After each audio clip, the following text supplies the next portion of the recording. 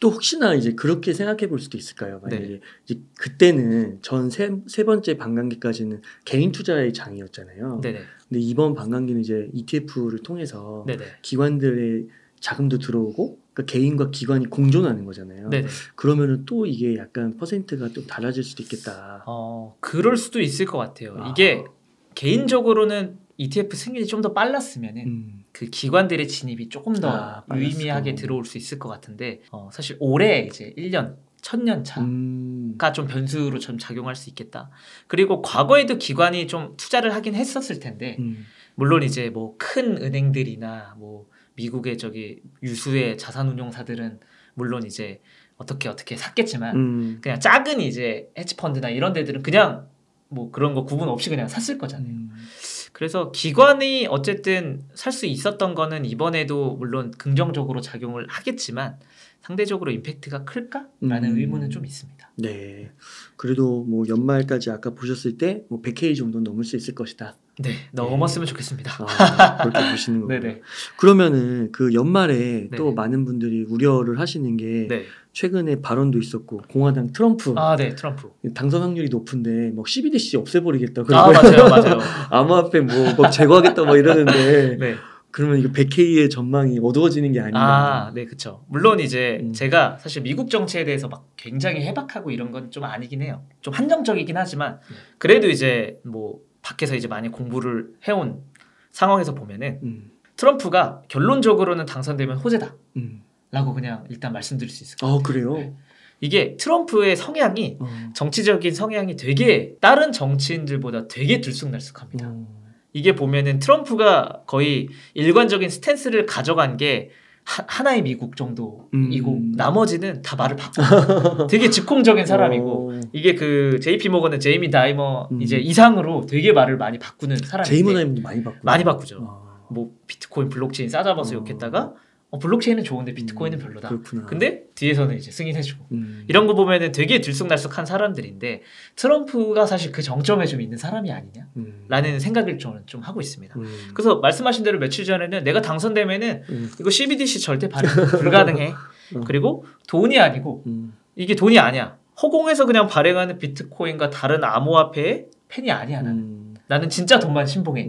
그리고 뭐 규제되지 않은 암호화폐 자산은 불법적인 마약이나 이런 다른 불법 활동들을 촉진할 수 있어요. 실제로 자기 이더리움도 팔았더라고요. 그게 문제가 사실 이미 표면적으로는 보면은 이 뉴스만 보면은 이거 트럼프가 되면은 이 자식 엄청나게 강압적으로 뭔가 할 것 같은데 라고 생각을 해볼 수 있지만 데이터를 또 봐야 돼요.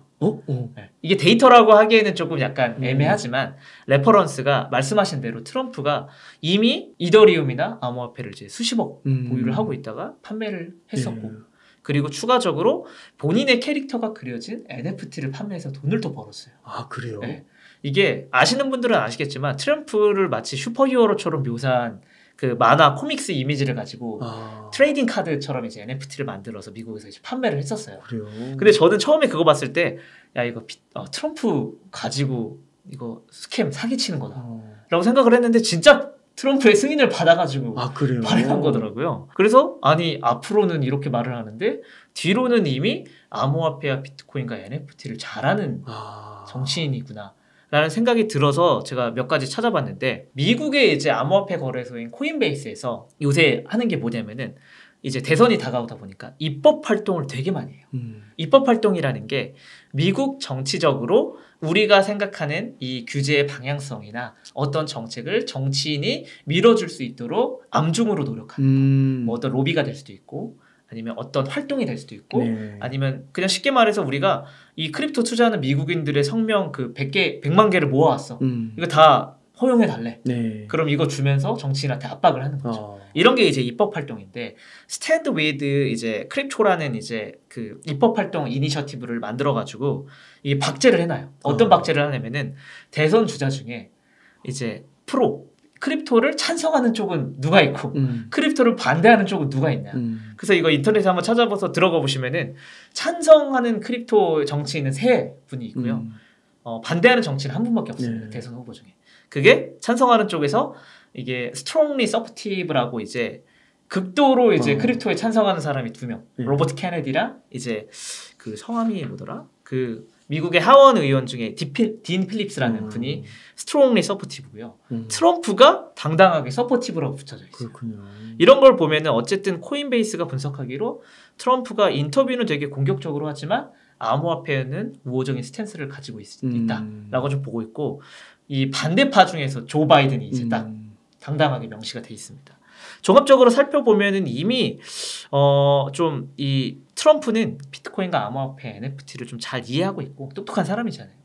그리고 본인에게 유리하게 활용할 수 있는 정치인이구나 라는 생각을 하면서 이런 발언이나 멘트들이 여기서 지금 암호화폐 싫어하는 사람들이 많은 것 같네 이 집회에서는 이렇게 말할 수도 있고 물론 그러니까. 팩트는 아니지만 그런 방식으로 이 상황을 많이 유리하게 활용을 하는 그 뭐 좀 나쁘게 말하면 손바닥 뒤집듯 그냥 말하는 사람이 있구나 라고 이제 판단을 할 수도 있고요. CBDC 같은 경우도 절대 발행 불가야라고 하면서 어떤 걸 덧붙였냐면은 정부가 돈에 대한 절대적인 통제권을 가져갈 수 있기 때문에 나는 CBDC를 반대할 거야.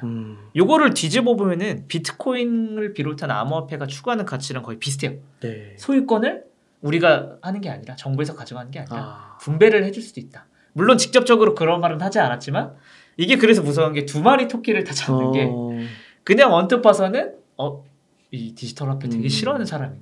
근데 자세히 보면은 CBDC가 정부가 통제권을 가져가는 되게 중앙화된 방법이기 때문에 나는 거부할 거야.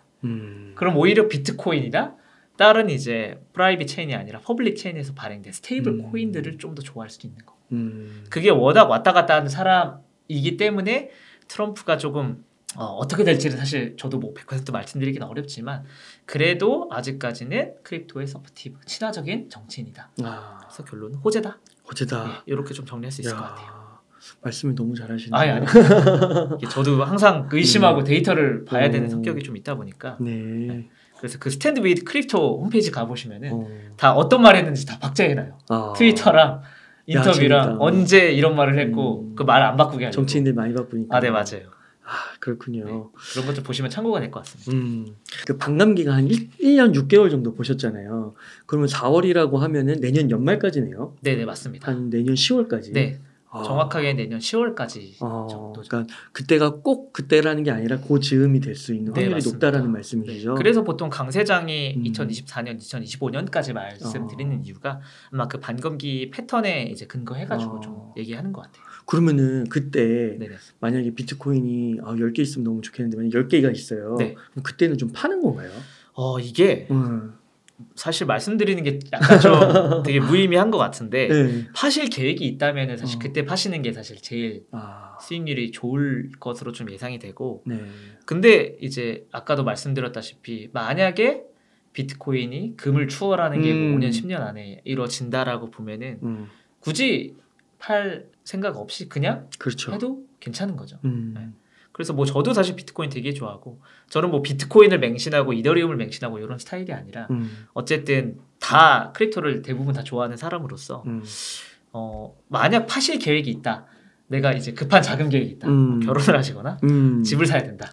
아기를 키워야 된다. 이러면은 내년 10월 안까지는 어느 정도 매도한 다음에 수익을 또 보셔도 되고 그 다음에 뭐 남은 금액으로 다시 사셔도 되는 거고. 근데 당장에 이거는 내가 진짜 10년, 20년 갖고 가겠다라고 하시는 분들은 당연히 안 파시고 계속 가져가시는 게 더 좋지 않을까? 그럼 혹시 그때 반감기가 지나면 막 80%, 막 70% 이번에 77인가요? 막 그렇게 고점에서 하락했다고 하더라고요. 맞습니다. 이번에도 그런 하락이 있을까요? 그게 그 전까지라면은 사실 그런 확률이 좀 높다라고 말씀드릴 수 있는데 기관 투자자들이 유입되면서 변동성이 그렇게까지는 안 될 거다라는 생각을 저는 하고 있어요. 그래서 어느 정도는 당연히 조정이 일어날 수밖에 없습니다. 그 가격이 이미 그렇게 상승을 해버리면 뭐 2배 이상 상승을 하고 뭐 100K라고 하면 2.5배 정도 수준의 상승인데 그렇게 상승하면 당연히 차익 실현에 따른 조정이 올 거고요. 근데 그 조정이 어느 정도까지 되느냐는 사실 그 변동성, 그기에 변동성이라는 게 기관 투자자 유입되면서 상대적으로 좀 낮아지기 때문에 그렇게까지 하락은 되지 않을 것 같다라는 생각을 좀 하고 있습니다. 뭐 되게 극단적으로 가면 또 모르겠어요. 뭐 예를 들어 이번에 비트코인 현물 ETF 이건 여담이긴 한데 비트코인 현물 ETF를 되게 반대하는 비트코인 맥시멀리스트 분들이 계셨었어요. 저 미국에서. ETF는 이거 이제 정부, 그 미국 정부가 관할하는 거다. 이거 운용사들이 비트코인 현물 다 갖고 있으면은 나중에 미국 정부가 몰수할 거다. 그러면은 비트코인은 다 미국 정부가 갖게 된다. 뭐 이런 좀 사실 좀 근거가 사실 그렇게 막 충분하진 않지만 그 투자하는 입장에서는 뭐 그렇게 생각할 수도 있는 뭐 그런 의견들을 되게 많이 말씀하시기도 했는데 뭐 그런 극단적인 상황이 발생하지 않는다라고 하면은 그렇게까지 조정이 되지 않을까라는 생각을 좀 하고 있습니다. 그 비트코인 투자할 때 DCA 하라고 많이 하잖아요. 분할 매수로. 맞아요. 이더리움도 DCA가 가능한가요? 이더리움이 저는 개인적으로 DCA 되게 좋다라고 생각을 하는데요. 네. 사실 업계에 계신 분들은 아까도 말씀드렸지만 이더리움을 되게 싫어할 수가 없습니다. 이더리움이 사실상 블록체인 네트워크 생태계를 거의 다 만든 이제 코인이고 완성 단계에 가는 길목이라고 좀 생각을 하는데 다른 이제 네트워크들을 보면은 되게 허황되거나 되게 아직 갈 길이 먼데 이미 시가총액이 많이 올라온 코인들도 되게 많아요. 근데 이더리움은 그중 유일하게 생태계가 어느 정도 완성됐다라는 평가를 내릴 수 있을 것 같은데 기본적으로 크립토가 개발자 위주의 생태계를 가지고 있습니다. 아무래도 비트코인을 제외하고 비트코인도 사실 이제는 그 개발자 풀들이 많이 들어가서 비트코인 위에 L2 생태계를 새롭게 만들고 있는데 뭐 스택스나 뭐 루트 네트워크나 이런 것들을 만들고 있는데 이더리움은 기본적으로 그게 훨씬 강해요. 그리고 너무나 압도적인 개발자 풀과 충성도 로열티를 가지고 있어요. 그래서 아까 말씀드렸던 빅테크가 본인들이 만들다기보다는 연결을 할 거다라고 말씀드린 게 이런 것들이 좀 있는데 비트코인과 다른 내러티브로 DCA이 되게 적절한 자산이다. 어찌됐든 대부분의 개발자들이 다 이더리움 기반으로 개발을 했었기 때문에 이더리움이 떨어져도 어느 정도는 비트코인보다는 더 변동성이 낮지 않을까? 라고 생각하는 것도 좀 있고요. 그 다음에 이더리움 같은 경우에는 비트코인과 다르게 이벤트가 좀 더 많아요. 네. 뭐 생태계 자체의 업그레이드라든지 아니면은 어떤 이더리움에서 파생된 프로젝트들의 새로운 내러티브라든지 이런 것들이 많고 또 추가적으로는 이더리움은 비트코인과 다르게 스테이킹이 가능합니다. 그렇기 때문에 DCA 하면서 스테이킹까지 하게 되면은 추가적으로 이자도 받을 수 있으니까 이더리움이 오히려 DCA 하기는 비트코인보다 더 좋긴 하죠. 물론 이제 다른 내러티브이기 때문에 뭐 나는 이더리움만 할 거야, 비트코인만 할 거야 라기보다는 비트코인과 이더리움을 같이 하는데 비중 조절을 한다거나 이런 식으로 하는 게 조금 더 스마트하지 않을까 이런 생각을 합니다. 그렇군요. 네. 그러면 알트코인 가운데서 이더리움 제외하고 또 주목해야 될 코인들이 있을까요?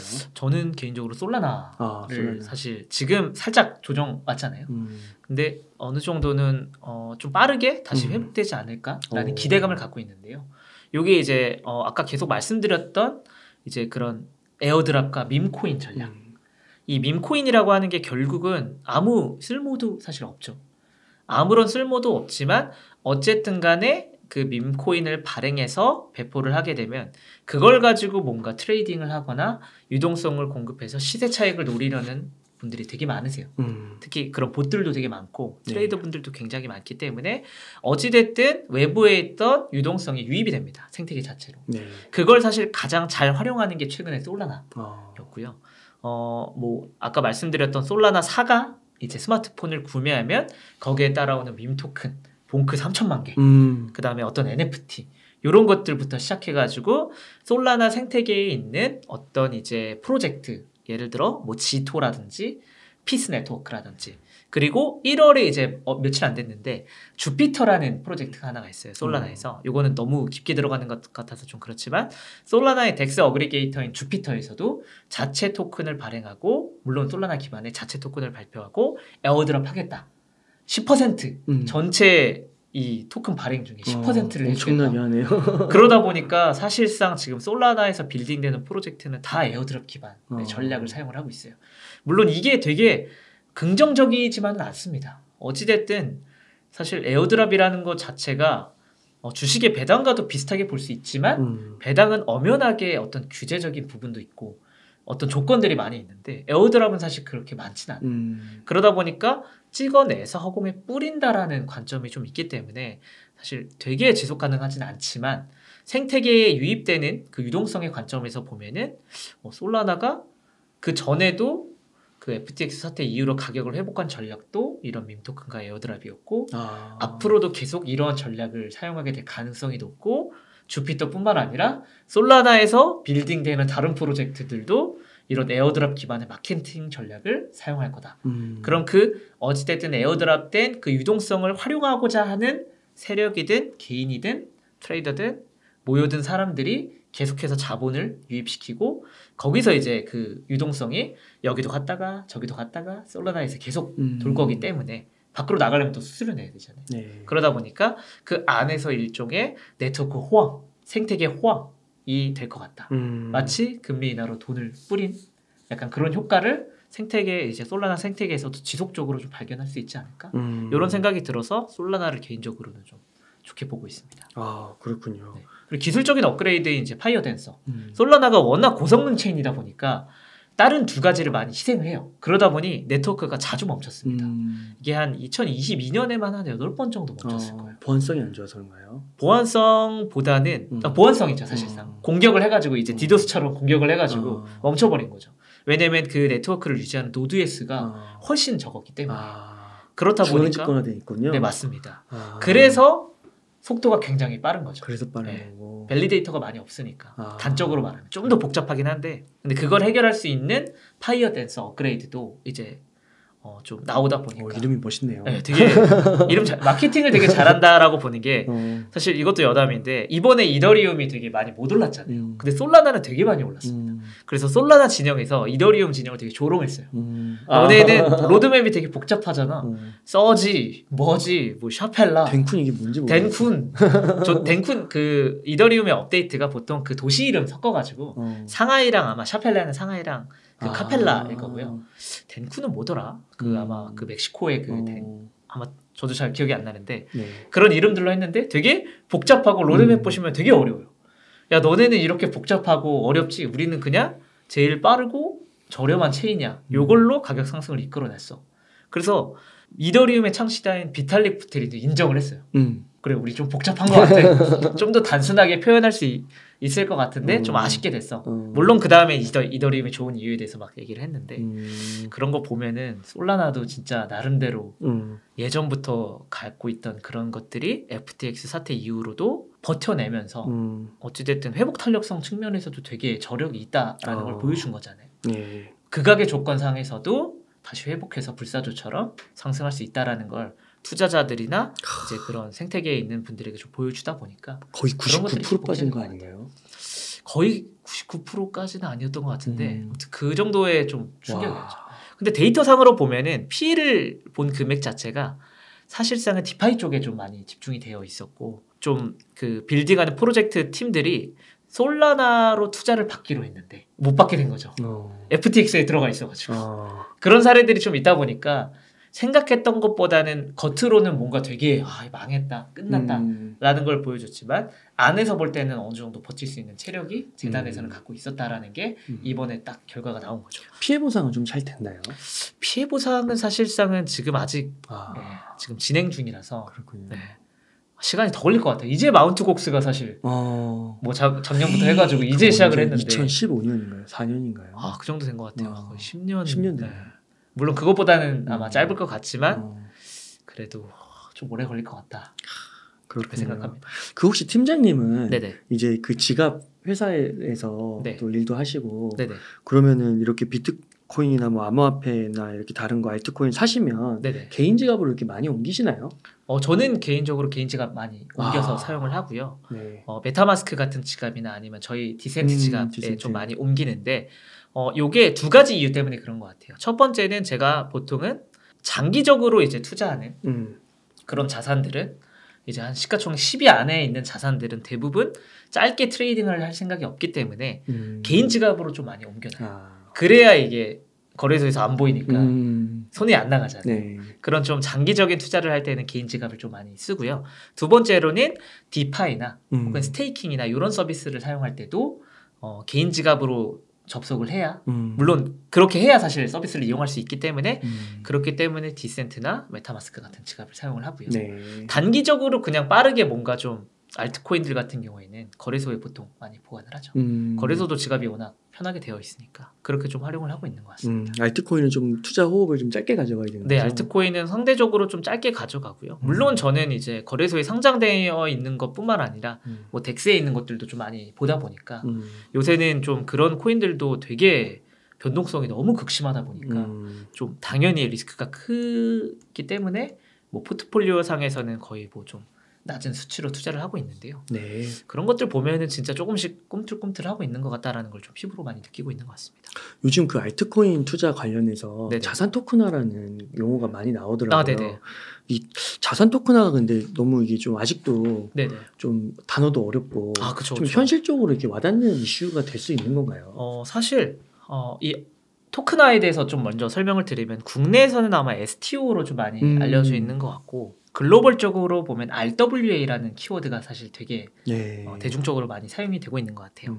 RWA는 그냥 리얼 월드 에셋이라고 이제 통칭을 하는데 기본적으로 실물 자산, 예를 들어 직접적으로 금전적인 가치를 가지고 있는 뭐 주식이라든지 채권이라든지 혹은 금이라든지 부동산 같은 자산을 그리고 그런 자산들뿐만 아니라 당장의 금전적인 가치를 가지고 있지 않은 자산들, 예를 들어 어떤 IP에 대한 권리, 예를 들어 어떤 웹툰에 대한 권리, 어떤 드라마에 대한 권리, 이런 것들도 사실 비금전적이지만 거래가 될 수 있잖아요.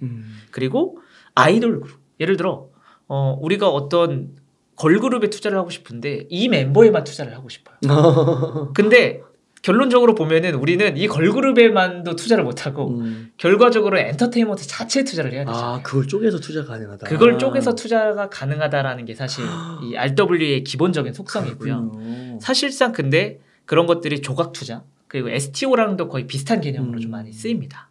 조각 투자라는 것도 분할해서 투자를 할 수 있다라는 개념으로 보면 그림 경매 같은 거. 네, 맞습니다. 그런 거군요. 그런 것들로 좀 보시면 되는데 RWA는 그것보다는 좀 더 넓은 범위라고 보시면 될 것 같아요. 근데 이 RWA 시장을 되게 무시할 수 없는 게 이미 시장이 형성되어 있고 이미 거래가 되고 있습니다. 그래요. 네. 직접적으로 지금 당장 근데 뭐 아이돌 그룹을 토큰화한다라는 건 통념상 그리고 규제상도 사실 맞지 않다 보니까 이러한 것들은 조금 더 뒤로 이제 구현이 될 것 같고 지금 당장은 국채, 미국 국채를 토큰화해서 거래하는 경우가 좀 많아요. 사실 스테이블 코인도 어떻게 보면 RWA입니다. 달러를 토큰화해서 이 블록체인 네트워크 상에서 거래를 하는 거기 때문에 전송하고 거래를 하는 거기 때문에 사실상 우리가 알고 있는 USDT나 USDC도 스테이블 코인 이런 것들도 RWA에 속하고요. 지금 RWA 같은 경우에는 미국 국채 자체를 토큰화해서 블록체인 상에서 이걸 가지고 이제 뭐 스테이킹이라든지 아니면 예치 사업을 해서 이자율을 준다든지 그렇게 되면 좋은 점이 나 비트코인 계속 들고 있을 거야. 나 이거 스테이블 코인 계속 들고 있다가 알트코인으로 빨리 바꿔서 투자할 거야. 이게 그냥 보면은 우리나라만 봐도 원화로 들고 있다가 바이낸스나 코인베이스 같은 거래소에 보내고 싶어요. 그러면은 거쳐야 되는 절차가 많죠. 원화를 입금하고 그걸 가지고 이제 전송용 자산의 리플이나 트론을 사가지고 그걸 또 보내가지고 거래를 해야 되는데 여기서 또 24시간 걸립니다. 출금하는데 또 제한이 걸려요. 그런 것들이 있다 보니까 이런 시간적인 거나 아니면 계속 거래소로 옮겨 다니는 이 비용들을 줄여서 스테이블 코인 상에서 보관을 하고 있다가 빠르게 국채에 투자한다든지 혹은 사모채권에 투자한다든지 그래서 대부분의 RWA가 지금은 국채 그리고 사모채권 요 시장에 좀 토큰화 사례가 좀 보이는 것 같고요. 지금 사이즈는 근데 8억, 한 10억 달러 요 정도 수준이라서 크진 않습니다. 근데 괄목할 만한 거는 피델리티가 이미 요 사업에 좀 뛰어들어서 이미 펀드를 하나 운영하고 있다는 거. 네. 그래서 이런 것들이 보면은 기존 레거시에서 들어가는 이 중간자들이 굉장히 많아요. 예를 들어 우리가 어떤 사실 이 RWA는 증권화랑 되게 대비되는 개념인데 증권화를 생각한다라고 하면은 어떤 자산을 증권화하는 데 있어서 들어가는 그 비용, 그 중개인들이 굉장히 많습니다. 제가 하나하나 말씀드리는 게 사실 뭐 저도 그런 증권화 과정을 경험해보지 못한 사람으로서 말씀드리기 좀 죄송스러운데 최소 15개에서 20개 이상의 법인들이 다 껴져 있어요. 그래서 이거를 뭐 문서를 만드는 애, 그 문서를 감시하는 애, 보내는 애, 보낸 걸 보관하는 애, 커스터디하는 애, 그 다음에 이걸 또 보내는 애, 시장에서 이거 감시하는 애, LP 뭐 이런 것부터 시작해서 굉장히 중개인이 많기 때문에 이런 비율들을 제거하는 게 사실 원래 블록체인의 이제 속성이었고 그게 이제 RWA에서 가장 발현이 많이 될 것 같다라고 보는 게 있기 때문에 지금 블록체인의 이제 다음 트렌드가 이 RWA다라고 좀 보는 게 있는 것 같습니다. 그렇군요. 네네.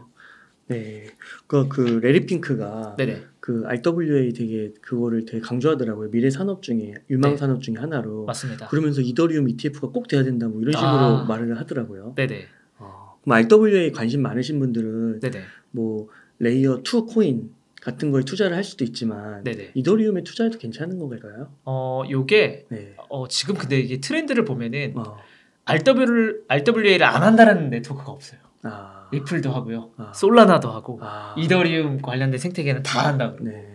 그래서 사실상 제대로 보려면은 실질적으로 얘네가 RWA를 하기에 되게 좋은 체인인가? 실제로 지금 레퍼런스를 만들고 있는가? 라는 걸 좀 따져봐야 될 것 같아요. 이게 기술적으로는 사실 다 가능합니다. 왜냐면 이 어떤 특정 자산을 온체인, 체인 위에 올려가지고 거래를 할 수 있다는 것은 어떤 체인이든 다 가능해요. 네. 비트코인 정도는 제외하고, 비트코인도 물론 이제 가능할 수 있을 것 같은데 그런 시도는 별로 안 할 것 같고요. 비트코인을 제외한 모든 알트코인들은 다 RWA를 지금 얘기하고 있고 실질적으로 뉴스만 봐도 다 똑같습니다. 그렇기 때문에 실질적으로 RWA를 지금 실현한 곳이 있는가를 좀 따져봐야 될 것 같고요. 그 다음에 앞으로 어떤 기업들을 온보딩 시켜서 이 결국은 RWA 자체도 기업들이 들어와서 해줘야 됩니다. 그러다 보니까 이제 실질적으로는 이런 기술과 로드맵을 가지고 있고 레퍼런스를 가지고 있는 곳. 물론 이더리움도 사실 되게 명확하죠. 이더리움의 이제 메이커다오라는 이제 그 프로토콜이 하나가 있는데 거기가 이제 메이커다오가 지금 RWA 거의 시장 점유율 한 60% 이상 가져가는 곳이에요. 네. 근데 지난번에 한번 문제가 됐었던 게 우리가 메이커다오에서 이더리움에서 우리가 솔라나로 옮기겠다 이런 얘기도 했었어요. 그래서 이제 그때 아마 비탈릭 부테린이 가지고 있는 메이커다오 코인을 다 팔았던 걸로 제가 기억을 해요. 배신한다고 해서. 그래서 그런 것들을 보면은 이더리움만 이게 투자하고 솔라나만 투자하는 게 아니라 실질적으로 그 안에서 과연 진짜 RWA 가지고 성과를 내는 곳이 있는가 없는가 이런 것들을 좀 판단하시는 게 좋을 것 같습니다. 네. 그 애플이 있잖아요. 네네. 애플이 암호화폐에 뛰어들 것이다. 네. 그런 얘기들을 많이 하시거든요. 주식하시는 전문가분들이. 그래요? 그런 것들도 좀 보시나요, 혹시? 사실 제가 직접적으로 애플이 뛰어든다라는 얘기는 들어본 적이 없는 것 같긴 한데 네. 근데 이제 가능성은 높다라고 생각을 합니다. 왜냐면 이게 삼성이나 애플이나 구글 이제 스마트폰이든 계정이든 살펴보면은 다 지갑이 있어요. 이 월렛들이 있습니다. 맞아요. 특히 삼성 같은 경우에는 블록체인 월렛이 가상자산을 보관할 수 있게 만들어놨어요.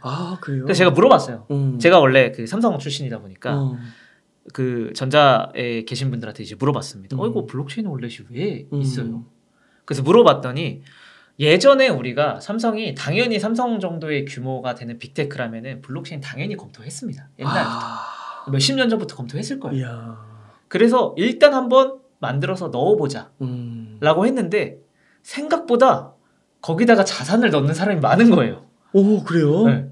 그러니까 삼성에서 이거를 뺄 수가 없었던 거예요. 그렇구나. 네. 근데 사실 삼성페이나 이제 구글 뭐 애플페이 이런 이제 페이류 서비스들이 많아지면서 어쨌든 스마트폰 자체가 하나의 이제 우리가 통념적으로 알고 있는 지갑의 개념에 이제 속하다 보니까 거기다가 이제 신분증도 뭐 넣고 카드도 넣고 어떤 자산도 넣을 수 있다라는 관점에서 보면은 지금 다 삼성, 애플, 구글 다 지갑 같은 개념이 있습니다. 와. 네.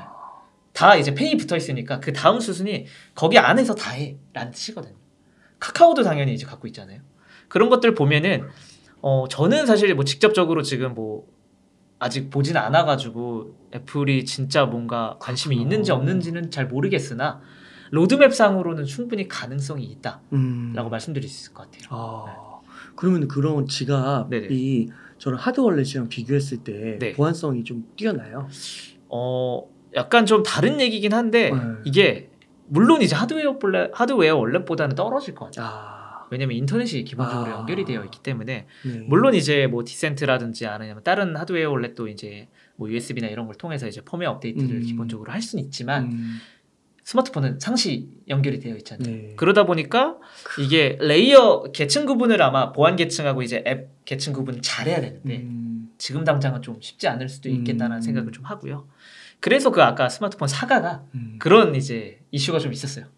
이거 사과도 안에 지갑처럼 이제 사용할 수 있게 개인키 저장해가지고 하는 그 시드볼트라는 기능이 있거든요. 근데 그게 이제 해킹당했다라는 얘기가 좀 있었어가지고 그런 걸 보면은 뭐 어떻게 하느냐에 따라서 좀 달라질 수는 있겠지만 물론 기본적으로 보안이 사실 뭐 삼성이나 애플 정도 되면은 뭐 사실 차원이 다른 상황이겠지만 앞으로는 더 좋아져야 저는 하드웨어 원래처럼 작동하지 않을까 이런 생각을 하고 있습니다. 그러면 뭐 향후에 뭐 애플이라고 콕 집어서 질문을 드리긴 했지만 네네. 빅테크가 이런 암호화폐 쪽에 관심을 많이 갖고 언제든지 들어오려고 하는 그런 것도 예상해 볼 수 있겠네요. 네, 저는 충분히 가능성이 있다라고 생각하고 지금 그 클라우드 이제 뭐 구글의 이제 GCP나 그 아마존의 AWS나 사실 솔라나나 이더리움하고 이제 파트너십을 맺는 게 어찌됐든 거기는 기본적으로 노드를 운영할 때 다 이런 클라우드 서비스를 이용할 수밖에 없어요. 너무 비싸니까. 근데 클라우드 서비스가 상대적으로 싸기 때문에 일단은 구글과 아마존에 의존을 해야 되는데 마이크로소프트에 의존을 해야 되는데 어찌됐든 이런 빅테크들이 간접적으로 인프라를 깔아주면서 진입을 하다가 특정 어떤 프로덕트나 피처에서 뭔가 발견됐을 때 좀 직접적으로 들어올 수도 있겠다. 그렇군요. 네. 근데 저는 그게 코인이 아닐 거라는 생각을 하고요. 굳이 코인이 아니더라도 아마 겪어야 될 것들이 많기 때문에. 예를 들면 뭐예요? 제 생각에는 뭔가 NFT 같은 것들도 좀 될 수도 있고요. 지금의 NFT랑은 좀 많이 다른 느낌으로. 예를 들어 어떤 증서를 담은 NFT, 어떤 아이디나 내가 가지고 있는 자격증이나 아니면은 뭐 어떤 커리어나 이런 것들을 담을 수 있는 NFT가 이런 삼성, 구글, 애플 지갑에 담겨져 있다. 근데 그게 블록체인으로 연동돼서 어디에서나 쓸 수 있다. 블록체인으로 연결된 네트워크, 이더리움과 연계된 네트워크에서 상호 운영성을 가지고 있기 때문에 특정한 개발 필요 없이 여기서도 쓸 수 있고 여기서도 쓸 수 있고 여기서도 쓸 수 있다라고 하면은 이더리움 생태계가 연결돼 있으면은 네트워크의 한 80%는 다 이제 상호 운영돼가지고 사용할 수 있다라는 거죠. 그런 것 측면에서는 오히려 이쪽에서 빅테크가 좀 더 안전하게 사업을 영위할 수 있지 않을까. 팀장님께서 너무 답변을 잘해주시고 이게 너무 주제가 너무 흥미로워서요. 네네. 혹시 이것도 아시는지 한번 질문 하나 드리고 싶은데 즉석 질문인데 네네. 그 요즘에 AI가 네네. 많이 인공지능이 발달하잖아요. 네네, 그러면 이런 인공지능 AI가 발달하면 네네. 뭐 비트코인이나 암호화폐계에도 네네. 좋은 건가요? 이게 약간은 지금은 좀 테마성 느낌이 좀 있긴 하지만 AI랑 이제 블록체인이 서로 보완해 줄 수 있는 포인트는 사실상 좀 많은 것 같아요. 그래요? 이게 좀 더 구체적으로 살펴보면은 제가 리서치를 하고 요새 좀 많이 공부를 하면서 직접적으로 이게 어떤 가치를 가지는지 좀 생각을 해봤을 때 보면은 두 가지 정도 테마가 좀 있는 것 같아요. 첫 번째는 AI가 지금 어느 정도 계속 발전이 되고 생성형 AI라든지 LMM이라든지 이런 것들이 좀 많이 발생할수록 이 엔비디아의 주가가 사실 계속해서 상한가를 치고 있습니다. 엄청나요. 진짜. 이번 CES에서도 사실상 거의 저는 개인적으로 엔비디아의 뭔가 이게 좀 더 드러난 게 아닌가라는 생각을 하고 있는데 결과적으로 보면 이 GPU에 대한 수요가 계속해서 증가할 수밖에 없을 것 같아요. 근데 이 GPU가 되게 좀 미묘한 게 아마 잘 아시는 분들은 아시겠지만 반도체랑 거의 비슷합니다. GPU에 대해서 지금 투자를 많이 해놔도 금세 뭔가 빨리 뭔가 바뀌어요. 그러다 보니까 이게 우리도 이제 GPU 괜찮은 거 사야 되는데 그래픽 장치 사야 되는데 계속해서 좋은 걸 나오니까 1년 쓰고 다음 거를 바꾸려면 그 비용이 너무 많이 드는 거죠. 그러다 보니까 그런 비용에 대한 부분이 오히려 AI의 발전을 좀 저해할 수 있다 보니까 그러면 우리가 이 GPU를 어떻게 좀 같이 활용해 볼 수 있지 않을까? 라는 컨셉이 사실 예전부터 많았었어요. 이 구글을 또 말씀드릴 수밖에 없을 것 같은데 구글에 이제 콜앱이라는 서비스가 있습니다. 이 콜앱이라는 서비스가 클라우드로 어떤 코딩을 할 수 있는 이제 서비스를 제공하는 건데 여기도 어떻게 보면은 너가 그래픽 카드를 가지고 있지 않아도 GPU와 관련된 이미지를 만들거나 인공지능 모델을 돌릴 수가 있어라는 컨셉으로 진행을 해요. 그렇게 보면은 클라우드에 쪼개진 파워, 이 그래픽 파워를 가지고 그냥 월 구독제로 이제 기기를 살 필요 없이 그래픽 카드를 살 필요 없이 그냥 사용할 수가 있는 건데 결론적으로 지금 이 AI와 블록체인의 결합은 이 그래픽 GPU의 유효 자원을 써보자. 내가 지금 그래픽 카드 GPU를 쓰지 않고 남아있는 이 자원을 다른 사람들한테 분배를 해서 그 분배에 대한 정당한 대가를 토큰으로 받자. 약간 이런 컨셉인 거죠. 이게 어렵네요. 이게 좀 어려운데 사실상 보면은 이게 제가 되게 좋아하는 비유인데 미국 드라마의 그 한 장면 실리콘밸리라는 드라마가 있어요. 거기서 이제 주인공이 이 새로운 인터넷에 대해서 이제 투자자한테 설명을 하는 건데 이렇게 말을 해요. 어떤 우리가 예전에 달을 여행하러 갔을 때 그 지금 그때 발전된 그때도 달을 여행했을 때도 우리가 가지고 있는 휴대폰 생각해 보면은 굉장히 작고 조악했어요. 그럼에도 달을 갔었습니다. 근데 지금 와서 보면은 우리가 지금 스마트폰이라는 굉장히 초 업그레이드된 과거에 비해서 초 업그레이드된 기계를 가지고 있으면서 하는 게 뭐냐? 전화하지 않냐? 문자 보지 않냐? 그리고 많이 그 유유 리소스를 쓴다라고 하면 게임 정도. 그러니까 그게 너무 아깝다라는 거죠. 그러면은 너가 만약에 이 스마트폰이 너 지금 주머니에서 잠자고 있는 스마트폰 너가 자고 있을 때 너가 지금 그 스마트폰을 쓰지 않고 그 남아있는 자원들을 누군가에게 빌려준다 라는 관점에서 보면은 그 빌려준 그 네트워크 그 에너지를 가지고 네트워크를 만들자 그리고 그게 24시간 돌아가게 하자. 이게 사실 그 블록체인과 거의 비슷한 탈중앙화된 분산화된 네트워크의 시초라고 이제 말씀드릴 수가 있을 것 같은데 근데 누가 자기 스마트폰에 자원을 빌려줘요. 그냥 대가를 줘야 되잖아요. 그게 이제 토큰, 코인이다. 이런 관점에서 보면은 이 그래픽 카드, 이 GPU도 비슷합니다. 그렇기 때문에 요거를 어떻게 표현을 하냐면은 탈중앙화 물리적 인프라 네트워크라고요. 이게 뭐 디센트럴라이즈드 뭐 피지컬 인프라 네트워크라고 이제 디핀이라고 이제 표현을 하는데 한번 관심이 있으신 분들은 한번 검색을 해보면은 잘 설명되어 있는 게 많습니다. 그래서 이런 비용들을 블록체인을 통해서 좀 절감을 할 수 있다라는 게 요 첫 번째 적용 케이스고요. 두 번째는 이제 저작권과 관련된 문제예요. 이게 생성형 AI가 좀 많이 커지다 보니까 게임사들을 보면은 이 어떤 원화를 그리거나 게임 배경이나 어떤 캐릭터를 그릴 때 생성형 AI를 사용하는 케이스가 굉장히 많습니다. 물론 생성형 AI로만 적용해가지고 그린다는 건 아니고요. 이걸로 뭔가 초벌, 스케치를 하고 나머지를 포토샵이나 일러스트레이터를 가지고 이제 뭔가 수정을 해가지고 결과가 나오는데 어찌됐든 이렇게 생성형 AI를 사용함으로써 누군가를 고용해서 이 콘텐츠를 생산하는 비용이 한없이 낮아질 수밖에 없어요. 사실 이게 저는 개인적으로 금리랑도 또 연관이 된다라고 생각을 하는 게 금리 상승이 이제 이루어질 수 없는 이유가 이런 식으로 콘텐츠 생산성 비용 자체 콘텐츠뿐만 아니라 모든 생산성 비용이 AI를 통해서 줄어들게 된다라고 하면은 금리는 낮아질 수밖에 없는 거예요. 아무튼 그렇게 보면은 결국은 이 생성형 AI가 생성할 수 있는 콘텐츠가 범람할 수밖에 없어요. 그래서 이게 생성형 AI가 만든 건지 아니면 사람이 그린 건지 구분을 하기 어려울 때가 많아질 것 같아요. 실제로도 이제 뭐 달리나 이제 그 미드저니와 같은 생성형 AI 툴을 사용해서 만든 작품이 어떤 대회에서 입상을 하기도 했었고 그래요? 그런 사례가 있다 보니까 그러면 이거는 AI가 만들었지? 아니면은 이건 사람이 만들었지? 이런 컨텐츠에 대한 자격 증명이 필요할 때가 올 거라고 저는 생각을 해요. 그게 결국은 이런 저작권이나 2차 수익, 로열티 같은 예를 들어 웹툰에서 내가 이걸 캐릭터를 그렸는데 이걸 가지고 누군가 수익 활동을 했을 때 그 수익이 나한테 온전히 돌아올 수 있는 그런 환경을 만들어주는 게 바로 이제 이 블록체인 NFT가 지금 하고 있는 역할이잖아요. 그런 것들이 어찌됐든 생성형 AI랑 결합을 할 것 같다라는 생각을 좀 하고 있고요. 이걸 실제로 하고 있는 데가 그 유명한 어도비에서 좀 하고 있습니다. 그래요? 네. 어도비에서도 뭐 하고 있긴 하지만 아직까지 뭐 블록체인에서 한다라고는 얘기를 안 하고 있어요. 물론 이게 하고 있는지 안 하고 있는지는 저도 잘 모르겠지만 어떤 방식으로 하고 있냐면은 이 어도비에서 만든 포토샵이나 일러스트레이터는 기본적으로 그래픽이나 이 디자이너 분들이 어떤 이미지를 만들 때 사용하는 툴입니다. 손으로 그리든 마우스를 그리든. 근데 생성형 AI를 사용해서 기존에는 내가 어떤 캐릭터를 만들 때 하나씩 다 그려야 돼요. 이게 그러면 손재주 없으신 분들은 사실 좀 어렵잖아요. 근데 생성형 AI한테 이렇게 부탁할 수가 있죠. 나 지금 곰인형 캐릭터를 그릴 거야. 곰 캐릭터를 그릴 건데 곰의 외관만 그려줘. 검은색 툴로.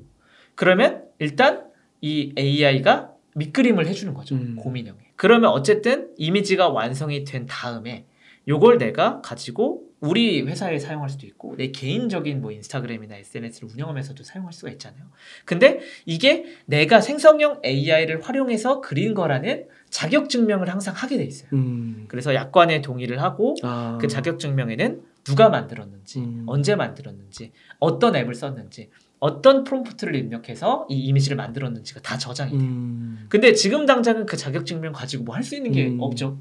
왜냐면 생성형 AI에 대한 이미지 퀄리티가 사실 그렇게 막 엄청나게 높지도 않고 뭔가 이걸 규제할 수 있는 뭐 어떤 컴플라이언스적인 그런 것도 없다 보니까 어찌됐든 이게 좀 당장에 뭔가 유지 케이스는 없지만 미래에서는 이 생성형 AI에 대한 저작권 문제가 불거질 수가 있고 어찌됐든 이런 것들이 뭔가 새로운 시장으로 만들어질 수도 있으니까 미리 어도비에서 시작을 해버린 거죠. 그래서 어도비의 그 생성형 AI가 이제 파이어플라이라고 한번 검색해서 보시면은 자격증명에 대한 설명이 있습니다. 네. 그래서 보통 이제 블록체인에서 좋아하는 말이 증명이잖아요. 네. 네. 뭐 지분 증명, 작업 증명, 뭐 GK 증명, 뭐 이런 것들 많이 쓰는데 이런 뭐 콘텐츠 자격 증명 이런 용어도 되게 많이 써요. 그래서 그렇군요. 이 대학에서 졸업한 인증서가 진짜인지 가짜인지, 자격증이 진짜인지 가짜인지, 너가 이 수업을 들었는지 안 들었는지 이런 것들을 블록체인 네트워크 상에서 NFT로 발행을 해주는 거. 이런 게 이제 어도비에서 그리는 파이어플라이랑 거의 비슷한 양상이다. 근데 이제 블록체인 얘기는 안 하는 걸 보니 그냥 일단은 그냥 자사의 중앙 데이터베이스에 뭔가 저장을 하는 것 같은데 이게 나중에 뭔가 블록체인과 결합돼가지고 여기서도 사용할 수 있고 이더리움에서 뭔가 사용할 수도 있고 이걸 가지고 뭔가 좀 프로토콜로 만들어서 시작하는 팀도 있고요. 그런 걸 보면은 AI와 블록체인이 이 두 가지 방식 외에도 되게 다양한 방식으로 좀 결합할 수 있겠다라는 생각이 좀 듭니다. 그러니까 이 정말 진짜 너무 엄청난 상상력과 네네. 미래에 대한 그 공부가 필요한 네. 것 같아서 맞습니다. 지금 이제 팀장님께서 많이 공부하셔가지고 이렇게 한 10분 이야기해 주신 걸로는 이해하기가 쉽지는 않을 것 같은데 네네. 그쵸. 아무튼 이제 AI나 이런 쪽이 발달하면 이제 이런 오프라인 세계뿐만 아니라 온라인 세계가 엄청나게 발달하면 새로운 막 이슈들이 맞습니다. 나올 텐데 맞습니다. 그러면 또 그 가상 세계에서 뭔가 작동하는 경제가 있을 거 아니에요. 그쵸. 그런 게 이제 이런 토큰이나 이런 암호화폐 쪽으로 연결이 될 수 있는 거고. 맞습니다. 진짜 엄청나네요. 그렇죠. 메타버스도 사실 예전에는 마케팅 용어로 되게 조롱받았는데 지금은 공간 컴퓨팅으로 좀 용어가 많이 바뀌었어요. 이번에 CES 한번 보신 분들은 아시겠지만 그렇게 되면은 뭔가 좀 더 현실성이 있고 이게 만약에 지금 뭐 우리가 5년, 10년 뒤에 뭔가를 그리고 있었는데 이미 시장에 변혁이 발생을 한다라고 하면은 이 자산의 가치도 사실상 되게 지금 뭐 우리가 투자해가지고 1000%, 20,000% 뭐 이런 거는 좀 쉽지는 않겠지만 그런 정도의 폭발적인 성장세를 뭔가 볼 수 있는 산업이나 그런 자산 이런 것들을 살 수 있는 기회가 있다라고 하면은 이런 것들을 미리 이런 콘텐츠 영상들을 보면서 한번 좀 공부해 보시고 준비하시는 게 아마 좀 스마트하게 투자를 할 수 있는 비결이 아닐까 이런 생각이 좀 듭니다. 팀장님 진짜 이 어느 시간보다도 지적 자극이 많이 된 시간이었던 것 같습니다. 많이 공부하고 사실 저도 많이 콘텐츠 보면서 영상 보면서 공부 많이 하고 아닙니다. 너무 시장이 넓고 기술적으로 너무 빨리 변화한 시점이다 보니까 그러니까요. 그런 게 좀 필요한 것 같아요. 진짜 너무 이렇게 많은 이야기들을 흥미로운 이야기들 많이 해주셔서 어떻게 보면 처음으로 돌아간다고 하면 이제 비트코인, 이더리움 같은 그런 이런 가상 화폐의 시초라고 할까요? 네네. 이제 그것도 초입이라는 거잖아요. 그렇죠. 그러니까 여기에 무궁무진한 기회가 있는 거고 맞습니다. 공부들 많이 하시고 이렇게 좋은 영상 보시면서 팀장님 말씀 들으면서 한번 첫 발을 내딛는 것도 참 의미 있겠다. 네, 같이 공부해 가면서 아마 이런 상상력이 진짜로 현실로 이루어질 수 있을지 이쪽 코인이 이쪽 프로젝트가 이걸 이루어줄 수 있는 곳인지 아닌지도 많이 공부를 좀 해야 될 것 같고요. 그런 것들이 아마 나중에는 큰 포트폴리오도 그렇고 뭔가 인생 전반적으로 좀 도움이 되지 않을까 이런 생각을 하고 있습니다. 감사합니다. 팀장님 그러면 좀 세속된 질문 하나 미래를 갔다 왔으니까요. 지금 1억 정도 여유 자금이 있으면은 어떻게 투자 전략 세우면 좋을까요? 저는 포트폴리오 그냥 비율로 말씀드리면 알트코인의 8, 비트코인의 2 정도. 그래요? 네. 야, 이런 것도 처음 들어보는데. 근데 워낙 제가 좀 공격적으로 하기도 하고 사실상 지금 저는 어떻게 좀 전략을 생각을 하고 있냐면은 이더리움의 이벤트가 좀 더 가까운 것 같아요. 덴쿤 업데이트가 1월 말부터 시작을 해서 3월 말에 끝난다라고 보면은 보통 이더리움의 이벤트가 업그레이드 한 1, 2개월 전부터 상승을 합니다. 그리고 업그레이드 이후에 반짝 더 올랐다가 직후에 바로 하락을 해버려요. 그런 패턴이 좀 반복되다 보니까 아무래도 지금은 이더리움 계열 쪽이 좀 더 힘을 받을 것 같다. 그래서 뭐 알트코인이라고 말씀드린 이유가 이더리움 계열의 이제 토큰들, 뭐 롤업도 있을 것 같고요. 그다음에 뭐 이더리움도 있겠죠. 이런 것들을 조합해서 아마 투자를 좀 많이 가져갈 것 같고, 이게 4월에 반감기가 실질적으로 이뤄지면 그때 이제 비트코인으로 좀 전환하지 않을까. 근데 또 5월에 이제 이더리움 승인 이벤트를 또 봐야 되기 때문에 그걸 또 이제 보면서 아마 4월, 5월에는 비트코인으로 조금 더 포션을 올리지 않을까 그렇게 생각을 합니다. 그런 맥락이 있는 거군요. 지금 이제 이더리움에 호재가 있으니까. 그렇죠. 그 호재 그리고 많이 못 올랐으니까. 맞아요. 그게 조금 더 전에는 아웃퍼폼 할 수 있을 거라는 생각을 좀 하고 있어서 포트폴리오를 그렇게 좀 조정을 하고 있고요. 그러니까 8대2는 약간 단기적인 거네요. 네, 단기적인 겁니다. 사실 그냥 마음 편하게 한다라고 하면 그냥 뭐 비트코인 5, 이더리움 5 이렇게 해도 되긴 하는데 저는 제 실질적인 진짜 전략이나 포트폴리오를 좀 말씀드린 거라서 이런 수치를 좀 말씀을 드렸습니다. 네, 실전적인 꿀팁까지 너무 감사드립니다. 그럼 팀장님 그 끝으로 저희 웅달책방 시청자분들을 위해서 한 말씀 부탁드리겠습니다. 일단 오늘 제가 되게 뭔가 있어 보이는 얘기들을 많이 한 것 같아서 제가 부끄러워요. 왜냐면 있었습니다. 정말 이게 너무 시장은 넓고 너무 좋은 내용이 있었습니다. 시장은 넓고 고수는 많고 사실 투자라는 게 사실 되게 자신감 있게 이렇게 말씀드릴 수가 없어요. 저도 오늘 계속 말씀드린 이유가 확률의 문제지. 이게 100% 된다라고 하면 저도 이미 포지션 다 잡고 모든 돈을 다 투자를 했을 겁니다. 근데 이제 저도 가정이 있고 지켜야 되는 돈이 있고 증권사에 있다 보니까 리스크를 관리하는 게 좀 약간 생활화 좀 되어 있다 보니까 아무래도 좀 많이 조정을 하고 있고요. 저도 이렇게 말씀드리긴 했는데 갑자기 뭔가 좀 거시적인 변수나 혹은 제가 뭔가 새로운 뭔가를 봤는데 이게 되게 근거가 있고 좋아 보이네 라고 하면 포트폴리오 조정을 할 수도 있는 거고요. 그렇다고 생각이 되기 때문에 사실 저는 이런 이제 영상들을 보면서 하나의 투자 의견이라고 봐주시면 되고, 이 크립토 쪽에서도 되게 유명한 격언이 DYOR이라는 얘기가 있어요. 그러니까 너 스스로 공부해서 리서치해서 투자해. 약간 이게 사실 좀 그렇긴 해요. 왜냐면 좀 어려워하시는 분들도 되게 많기 때문에. 근데 이게 되게 진리라는 생각이 들 수밖에 없는 게, 내가 진짜 주식하고 똑같습니다. 공부하고 진짜 이 프로젝트에 대해 알아야 손절을 하든 익절을 하든 더 끌고 가든 이런 판단이 조금이라도 확률을 올려주는 것 같아요. 이게 100%라는 건 없지만 50%, 55%는 되게 차이가 큽니다. 이게 한 번 스윙을 할 때마다 그 5%의 차이가 누적 수익률을 엄청나게 크게 가져오잖아요. 이런 것들로 봤을 때는 어찌됐든 이런 트렌드나 기술적인 부분들을 아마 이 웅달책방 구독자분들은 올려주시는 많은 컨텐츠를 통해서 간접적으로 보고 계실 거라고 생각을 하고요. 더 많이 공부하고 뭔가 질문도 이제 댓글 통해서 많이 해주시고 얘기를 많이 하면 할수록 스스로가 얻어가시는 것들이 되게 많을 것 같기 때문에 그런 것들을 보시면서 끊임없이 공부하고 정진하시면은 포트폴리오든 삶의 전반적인 이런 부분들이 좀 도움이 많이 되지 않을까 이렇게 생각합니다.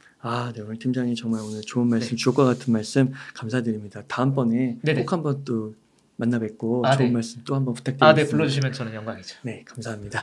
이렇게 해서 경지윤 팀장님과 이야기를 나눠봤습니다. 긴 시간 동안 유익한 사이트 많이 나눠주셔서 감사의 말씀드립니다. 오늘 고생 많으셨습니다. 네, 감사합니다.